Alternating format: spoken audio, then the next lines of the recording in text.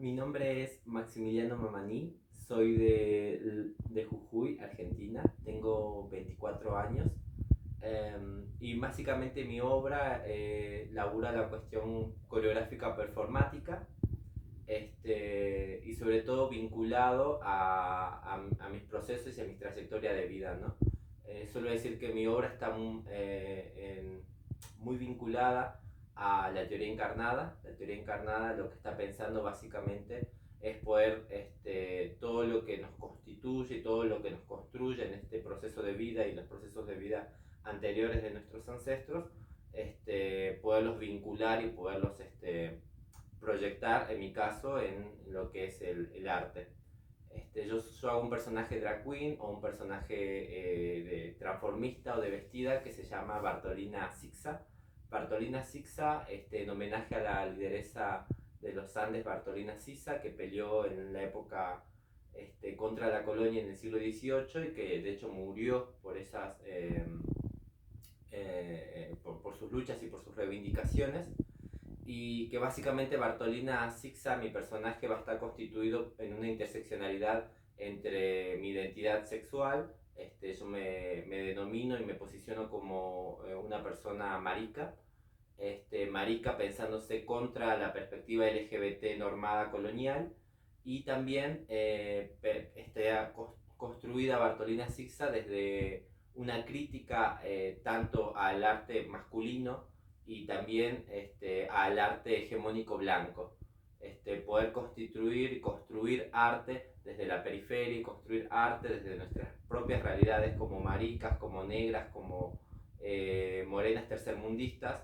Me parece que es el cuadro en donde dibujo a Bartolina Sixá, ¿no? Este, la obra que pienso que va a ser la que voy a poder laburar junto con ustedes es la obra de la muerte de Bartolina Sixá. Esta es una obra que dura más o menos entre 40 y 45 minutos. Es una obra interactiva con las personas que participen. La obra básicamente labura dos tópicos. La primera es pensar la prisma de que la muerte es un acontecimiento que nos pasa a todas las personas, pero no todas las personas tenemos las muertes tan cercanas como otras, ¿no? Las personas, pareciera que hay muertes que vienen mucho más antes que muertes de ciertas personas con ciertos privilegios o con ciertos capitales. A diferencia de otras muertes, porque tal vez tenemos muertes mucho más cercanas y tal vez somos morenas y tal vez somos de países marginalizados, también si somos LGBT o maricas o trabas o tortas o positivas o como un montón de cosas que nos va cargando y constituyendo en nuestras identidades y que hacen que nuestras muertes parecieran ser más próximas o más violentas o más dolorosas. Y también laburar cómo las muertes y cómo es la concepción de la muerte en el mundo andino. En el mundo andino la concepción de la muerte no es un punto final como en la lógica occidental, en donde la lógica occidental marca una linealidad entre los distintos acontecimientos y finaliza con la muerte, en donde la muerte se vive como un proceso agónico, súper con mucha con mucho dolor, mientras que los procesos en la concepción andina, las muertes son transformaciones a nuevas formas de entender la realidad, ¿no? Nuevas formas de poder transitar y vivir las realidades. Entonces siempre están muy vinculadas a las celebraciones y a procesos no como finalizaciones, sino como a procesos y a transformaciones de esa realidad.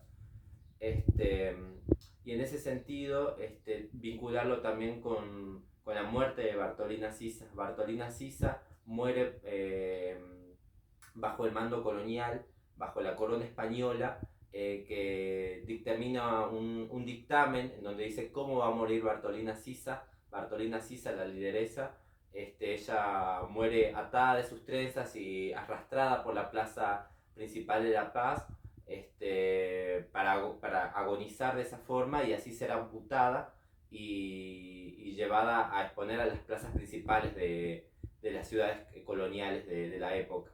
Y en ese sentido me parece que toda la construcción de cómo fue su muerte que ella prefiere esa muerte antes que sublevarse al poder español, parte de la obra que quiero elaborar. Y por último, también poder laburar cómo es la concepción de la óptica blanca. La óptica blanca tiene en su proceso del encuentro con la otredad ciertas formas de mirarnos y ciertas formas de poder registrar esa otredad, ¿no? Entonces la idea es trabajar un poco con fotografías desde fotografías actuales hasta fotografías de siglos pasados, en donde tanto antropólogos, investigadores, y distintas formas de personas que han registrado a los cuerpos morenos, a los cuerpos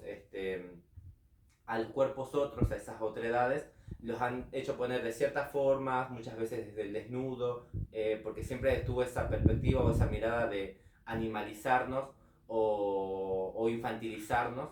Entonces poder elaborar todos estos procesos, también los registros de videos que hay, de cómo nos quieren todo el tiempo, desde esa perspectiva hasta media ermitaña que se tiene sobre el mundo indígena o el mundo andino, que es lo que más me constituye a mí. Y por último también laburar lo que son temas de los zoológicos y los museos, básicamente del siglo XIX y siglo XVIII, finales del siglo XVIII y principios del siglo XIX, indígenas, ¿no? Justamente en París, como también en Alemania, se crearon zoológicos indígenas, zoológicos humanos, en donde la blanquitud y donde las identidades occidentales iban a observarnos y a visitarnos como si fuéramos una especie de animales. Y básicamente esta misma práctica se vuelve a reproducir, pero ahora es como que el turismo europeo o el turismo blanco viene a visitarnos a nuestros espacios como en Latinoamérica, a los espacios tercermundistas. Somos como esa gran foto, ese gran collage o esa gran postal, para esta mirada y esta construcción de esa otredad que tiene la blanquitud. Entonces la idea es elaborar todos esos procesos en esta obra, que va a durar básicamente 45 minutos. Es como una obra, no diría que es una obra de teatro porque no tiene las lógicas o los esquemas de obras de teatro, es más una obra coreográfica, performática desde la danza, que tiene mucha intervención y mucha participación con el público que ingresa al espacio y que va a haber toda esta transición y toda esta especie de ritual de la muerte que vamos a crear en esos 45 minutos que va a ser la obra. Con respecto a las preguntas para mí, qué es lo de colonial o por qué me paro desde esa perspectiva, creo que mi obra está constituida desde bases anticoloniales o decoloniales. El mismo hecho de que yo empiece a hacer a Bartolina Sixá desde una perspectiva drag, la perspectiva drag más RuPaul o más rupoliana, está construida en un estereotipos de belleza netamente blancos y occidentales. Para mí era por eso importante poderme parar desde mi propia constitución como indígena y como moreno y como sudamericano y poder llevar el arte desde esa mirada, ¿no? También por eso hablaba de la teoría encarnada. Poder, todo lo que me constituye, poderlo traspolar al arte. Y en ese sentido también poder criticar y poder denunciar las realidades que vivimos como personas morenas y como personas que se nos sociabilizan en el mundo como con ciertos elementos y con ciertos atributos, que pareciera que siempre somos los que estamos perdiendo, ¿no? Somos como esos que siempre o se nos exotiza o se nos criminaliza hasta de cierta forma. Y en ese sentido pienso que poder hablar de colonialidad es poder traer al presente y poder hablar de la colonialidad. Hablar de colonialidad lo que me permite a mí es hacer una crítica al sistema colonial actual y una crítica a cómo la colonialidad no ha muerto en las revoluciones hispanoamericanas, sino que la colonialidad sigue presente en práctica, sigue presente, como diría la Cusicanqui, en una colonialidad interna, pero también sigue presente en las formas y en los circuitos, en cómo el mundo nos entiende, nos comprende y nos maltrata, ¿no?